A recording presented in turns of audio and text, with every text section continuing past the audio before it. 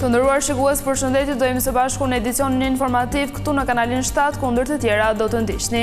Kryeministri Rama komenton për herë të parë kandidatin e opozitës për Tiranën Florian Binaj, zgjedhja e një aktori humori tregon dëshpërimin e PD-s. Aksidentet e kësaj të dielës shkaktuan 8 të plagosur, mes të cilëve edhe 2 turistë francez, shkak shpecia e lartë dhe lagështia në rrugë. Rritet numri të huajve që vinë si emigrant në Shqipëri, rreth 15.000 persona kanë aplikuar këtë vit për leje qëndrimi, më shumë se gjysma për punësim.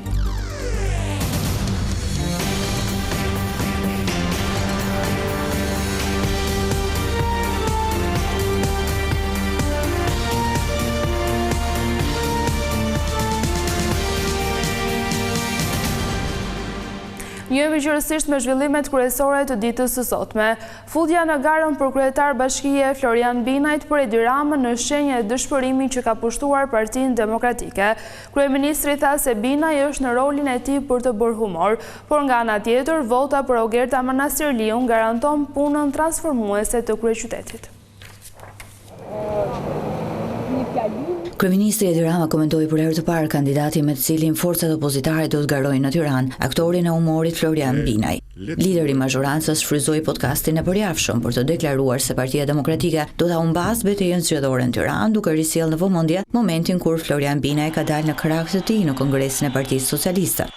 Këneta është kaq e dëshpëruar sa për Tiranën ka nxjerrë një aktor humori në rolin e një kandidati qasmet pavarur, që për vitet tëra i ka bërë për të qeshur të gjithë pa dallim, madje edhe vetë Kongresin e Partisë Socialiste e ka shkrirë gazit kur ka ardhur një herë për të luajtur rolin tim. 5 ditë para se gjykata kushtetuese të vendosë nëse në Tiranë do zhvillohen apo jo zgjedhjet, kryeministri u bëri apel qytetarëve të votojnë për Edi Ramën dhe Partinë Socialiste. Prandaj unë nuk e gjykoj hiç as fare keq aktorin për rolin e ri që ka marrë, se aktorët atë punë kanë, me role jetojnë. Po kush voton mua dhe Partinë Socialiste do të votoj Ogerta Manastirliun. Ogertën që t'i jap Tiranës drejtuesin e duhur dhe qeverisë partnerë domosdoshëm në kryet bashkisë për të vazhduar pa u ndalur punën transformuese për kryeqytetin e Shqipërisë 2030, kryeqytetin e Europës së Ballkanit. Në 31 tetor, gjykata kushtetuese do të shqyrtojë ankimimin e Erion Veliajt, i cili kërkon shfuqizimin e vendimit për shkarkimin e tij nga posti i kryetarit Bashkisë së Tiranës dhe anullimin e zgjedhjeve në kryeqytet. Deri në shqyrtimin e plotë të ankimimit Veliajt, gjykata ka pezulluar dekretin e presidentit për të zhvilluar zgjedhjet në kryeqytet në datën 9 nëntor. Por edhe pse kushtetuesja ende nuk e ka thënë fjalën e fundit, 3 kandidatët për Bashkinë e Tiranës, Ogerta Manastirliu nga Partia Socialiste, Florian Binaj i mbështetur nga opozita dhe Arlin Qori i Lëvizjes Bashk, nuk e kanë ndërprerë fushatën elektorale asnjë ditë. Komisioneri shtetëror i zgjedhjeve Ilirian Celibashi ka regjistruar kandidatët për zgjedhjet e pjesshme që do të zhvillohen në datën 9 nëntor në Bashkinë e Vlorës dhe Beratit. Në Vlorë do të garojë Brunilda Mersini nga Partia Socialiste dhe Dionis Sota, kandidati pavarur i mbështetur nga opozita. KQS refuzoi të regjistrojë Gjergj Nikën, i cili kërkoi të garojë si kandidati pavarur në Vlorë.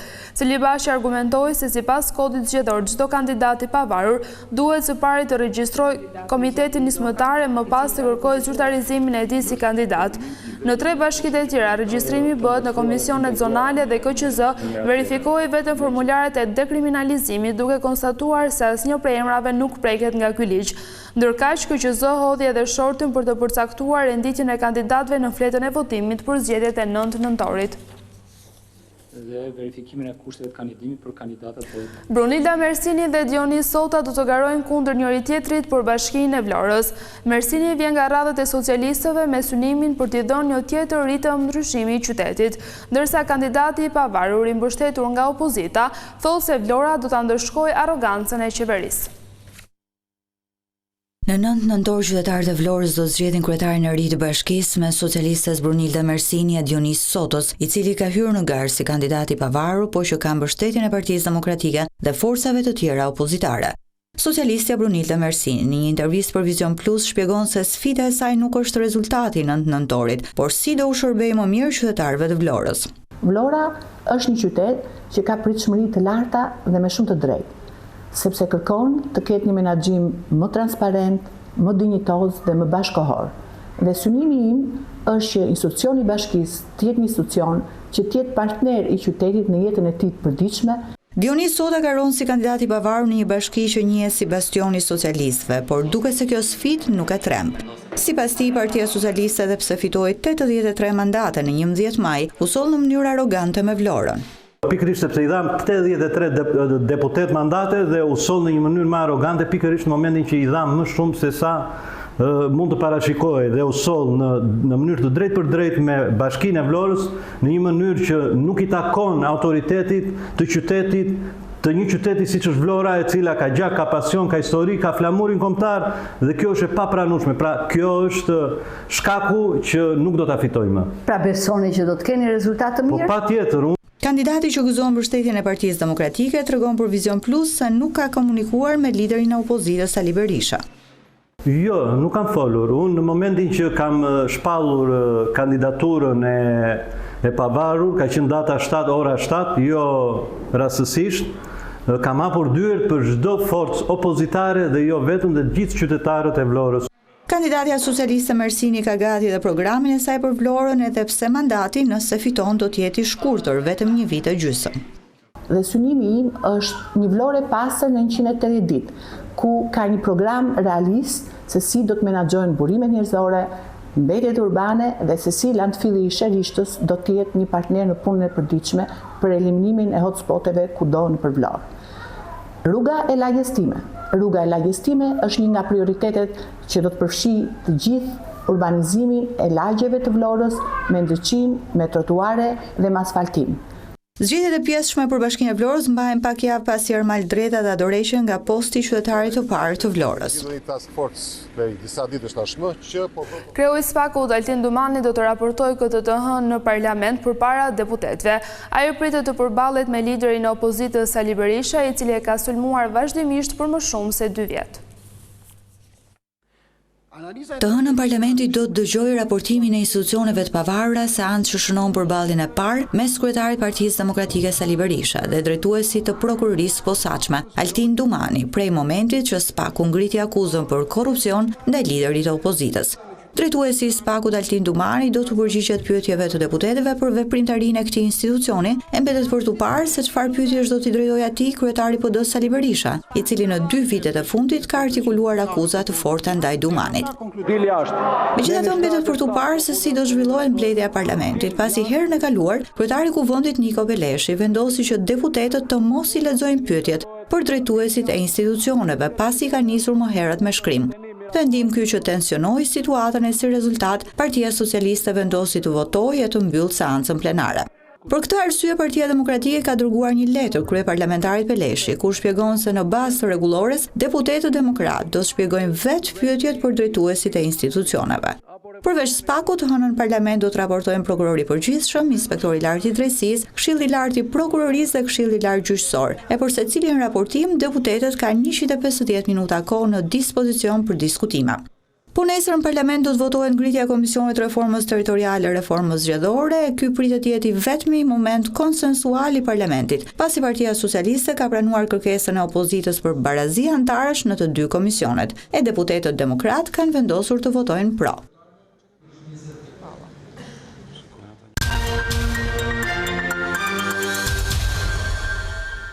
Albin Kurti dështoi të krijojë qeverinë e re të Kosovës. Udhëheqësi i vetëvendosjes nuk bindi dot asnjë prej forcave politike për t'u bashkuar në kabinetin e ri. Tashmë fjala i takon presidentes Osmani, e cila mund të mandatojë forcën e dytë politike ose vendi do të shkojë në zgjedhje të parakohshme. Kuvendi i Kosovës nuk arriti të zgjedhë qeverinë e re, pasi lëvizja vetëvendosje e Albin Kurtit nuk i siguroi dot 61 mandate. Për propozimit ishin vetëm 56 vota, ndërsa 52 ishin kundër dhe 4 abstenim. PDK, LDK dhe AK akuzuan Kurtin si përgjegjës të krizës disamujore institucionale. Përpara votimit, në fjalën e tij, kreu i vetëvendosjes u shpreh se nuk ishte arritur të siguronte koalicionin për të qeverisur. 6 muaj përpjekjet për ndërtimin e një shumice qeverisëse nuk dhanë rezultat. Përkundër tentimeve tona të disahershme e shtërruese. Asnjëra nga partitë parlamentare, të cilave u bëm ftesë, nuk ka pranuar të hyjë në marrëveshje për bashkëqeverisje, megjithse vota e qytetarit kësaj radhe kishte përcaktuar që duhej të kishte një koalicion qeverisës.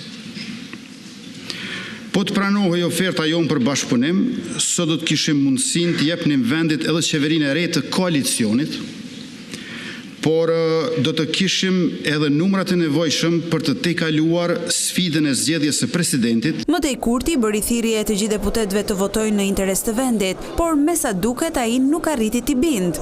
Kreu i BTK-s Memli Krasniqi deklaroi se votimi tregoi se nuk do të ketë më qeveri Kurti 3. Ajo që kemi thënë që nga dita e parë, që Albin Kurti për mbon vendin peng sepse nuk i ka numrat për qeveri. Sot nuk ka më asnjë dyshim. 56 vota për Albin Kurtin dhe asnjë më shumë. Ky është fundi i një mashtrimi politik që vendi tonë këta muaj i ka kushtuar edhe me izolim, edhe me përçarje, edhe me humbje kohe. E kam thënë dhe po e përsëris prap, Albin Kurti nuk do t'jetë më kryeministri i Kosovës. Nuk do t'jetë më. As prej zgjedhjeve të shkurtit, as prej zgjedhjeve të ardhshme. Epoka e qeverisë së tij ka marrë fund. Kryetari i LDK-s Lumir Abdigjiku nënvizoi se vendi nuk ka shumicë parlamentare dhe se sipas të gjitha gjasave, Kosova do të shkojë në zgjedhje të jashtëzakonshme. Ka shumicë në Republikën e Kosovës. Ju kam thënë kështu nga dita e parë, kështu po del deri në fund. Po shkojmë sipas gjitha gjasave drejt zgjedhjeve të jashtëzakonshme. Kryeparlamentari Dimal Basha deklaroi se pas kësaj seance, përgjegjësia kalon te presidenti Vjosa Osmani. Kushtetuta e Kosovës përcakton që nëse përbërja propozuar e qeverisë së re nuk e merr shumicën e nevojshme të deputetëve, presidentja duhet të emërojë një mandatar të dytë për kryeministër brenda 10 ditësh, i cili ka gjasat më të mira për të formuar qeverinë. Nëse dhe kjo nuk funksionon, atëherë zgjedhjet duhet të mbahen brenda 40 ditëve pas këtyre konsultimeve.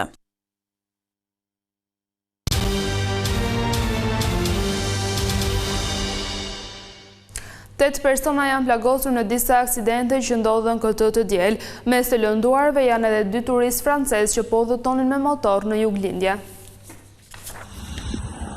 Shpejtësiat e normave të lejuara, por dhe rrugët me lagështirë si pasojë e rreshjeve kanë rënduar dhe këtë të diel bilancin e aksidenteve. Fatmirësisht nuk ka viktima, por raportohen të paktën 8 persona të plagosur deri më tani në aksidente të ndryshme. 2 automjete janë përplasur në rrugën e Arbërit në afërsi të Gjoricës. Si pasojë 6 persona kanë mbetur të plagosur, ku 2 prej tyre janë nisur drejt spitalit të traumës për shkak të plagëve të rënda. Më herët 2 turistë francezë gjithashtu mbeten të plagosur si pasojë e një aksidenti në rrugën Pogradec-Korç. Sipas policisë, çifti huaj po udhëtonte me një motor dhe është përplasur nga një makinë. 2 të huajt pasi morën ndihmën e parë në spitalin e Pogradecit, janë nisur drejt spitalit të traumës në kryeqytet për mjekime të specializuar. Si pasojë e motit të keq me rreshje shiu, ku në disa akse rrugore ka prezencë uji apo dhe rënje inertesh, policia e shtetit apelon që të gjithë përdoruesit e rrugës të tregojnë kujdes dhe të respektojnë rregullat e qarkullimit rrugor, si dhe të zbatojnë udhëzimet përkatëse. 10 shtëpi në Vaun e Dejës janë përmbytur si pasojë rreshjeve masive të shiut të rëna orët e fundit. E njëjta situatë është edhe në zonën e Nën Shkodrës, ku janë shkaktuar dëme të mëdha. Rreshjet intensive të shiut të rëna gjatë natës dhe në orët e para të mëngjesit të së dielës përmbytën një pjesë të fshatrave të Nën Shkodrës dhe të bashkisë Vau i Dejës. Situata më alarmante ka qenë në këtë të fundit, ku rreth 100 shtëpi u zhytën në ujë, ndërkohë që lumi Glin doli nga shtrati. Kryebashkiaku i Vaut të Dejës Kristian Shkreli, pasi pa nga afër situatën në terren, pranoi se gjendja mbetet e vështirë, ndërsa konfirmoi se janë të paktën 100 banesa me prezencë uji. Gjithë stafi i bashkisë Vau Dejës është në terren, është në përkrah njerëzve. Besoj që çdo gjë do shkojë mirë në evakuim, po shpresojmë që mos kemi nevojë për evakuim. Problemi kryesor është proji i Glinës. Proji i Glinës ka 5 vite që aplikojmë dhe faktikisht nuk e kemi fituar, nuk e di arsyen sepse, por shumë problemi i madh sepse me fondin e bashkisë Vau Dejës është pa mujtë në realizimi i këtij projekti. Për shkak të rreshjeve të dendura të shiut, Arsht, Kosmash dhe Barbullush janë pa energji elektrike. Situata problematike paraqitet edhe në Bashkinë Shkodër, në njësitë Gurici dhe Berdic, ku uji dhe atje ka depërtuar në banesa. Ndonë shumë e keqe. Uji ka përmbyt tona, sidomos nën kanal prit e kisha e deri te tëll noci i ka përmet tana shpija çaka. Që mund bat më hap kanalin e majtë i këtë pritën i do. Vetëm kja prita majtë te ura uri thejmë. Kjo vjen për i projeve, nel. Për sy si janë pronit pa pastru. Për e se muzajnë dhe me për i bashkis më armen e pastru, kanë metë. Se nuk për vetëm kjo, a që e ura këtë. Kja blokon proni, kajtë këtë. Dhe e dhjo. E blokon. Uji doli dhe mbi rrugën e re tek harku i Berdicës, duke rikthyer një problematik të vjetër në këtë zonë, ndërsa pjesa urtërsirës përballet me përmbytje në zonat malore ka patur rënje gurësh dhe inertesh në rrugë rurale, si dhe prezencë e ujit në akse rrugore. Fshatra turistike si Erasma dhe Boga janë gjithashtu pa energji elektrike. Rreth 15.000 shtetas të huaj kanë aplikuar për leje qëndrimi në Shqipëri gjatë këtij viti. Më shumë se gjysma e tyre kanë ardhur për arsye punësimi, kryesisht në turizëm, ndërtim, shërbime e të tjerë. Mira shtetas të huaj kthejnë sy drejt Shqipërisë si një vend që të ofron punësim apo kushte më të mira jetese krahasuar me vendet e tyre të origjinës. Këtë e faktojnë shifrat në rritje të shtetasve të huaj që aplikojnë për leje qëndrimi në vendin tonë. Për vitin 2025 kanë aplikuar për të pajisur me leje qëndrimi në Republikën e Shqipërisë rreth 14.806 shtetas të huaj dhe janë pajisur me leje qëndrimi rreth 11.000 shtetas. Motivi kryesor i aplikimeve ka qenë punësimi mbi 8.000 shtetas të huaj për motive punësimi. Krahasuar me vitin 2024 ka pasur një rritje, sepse vetëm deri tani në shtator është ky numër. Për vitin 2024 kanë qenë pajisur me leje qëndrimi rreth 13.000 shtetas të huaj. Turizmi, shërbimet e restoranteve, ndërtimi, por dhe profesionet e kualifikuara si mjek apo inxhinier janë kërkesat për punësim në Shqipëri. Ndërkohë vala e migrantëve të regjistruar në vendin ton janë nga shtete të ndryshme. Kategoritë janë të ndryshme, për në turizëm, restorante, mirëmbajtje, por nuk mungojnë edhe inxhiniera apo mjek. Gjithashtu edhe punonjës shtëpia apo kujdestar fëmijësh. Më së shumti për kategoritë me kualifikim të lartë janë mjek dhe vijnë nga Turqia. Kurse 5 shtetësit apo 6 shtetësit më kryesore të cilat aplikojnë në vendin tonë janë Filipine, Indi, Itali, Egjipt, pasuar nga Kosova dhe Turqia. Ndërkohë që rritet numri shtetasve që aplikojnë për leje qëndrimi, nga ana tjetër kemi një ulje të ndjeshëm të numrit të migrantëve të parregullt. Për 2025-ën kemi pasur një numër prej 1.500 shtetas të huaj të parregullt dhe ky numër ka ardhur në rënje nga viti 2020 dhe më tashti. Sipas shifrave, 105 shtetas të huaj kanë kërkuar mbrojtje ndërkombëtare apo siç njihet ndryshe azil politik, shtetas që vijnë kryesisht nga Egjipti apo nga lindja mesme, pikërisht vende që ndodhen në konflikt. Drejtoria e kufirit verifikon të gjitha rastet e azil kërkuesve, por në shumë raste ata më pas largohen ilegalisht në vendet e Bashkimit Evropian, fillimisht duke kaluar drejt Malit të Zi. Të nderuar shikues, që gjithçka e përgatitur për këtë edicion informativ, bashkë ndajemi këtu, natën e mirë.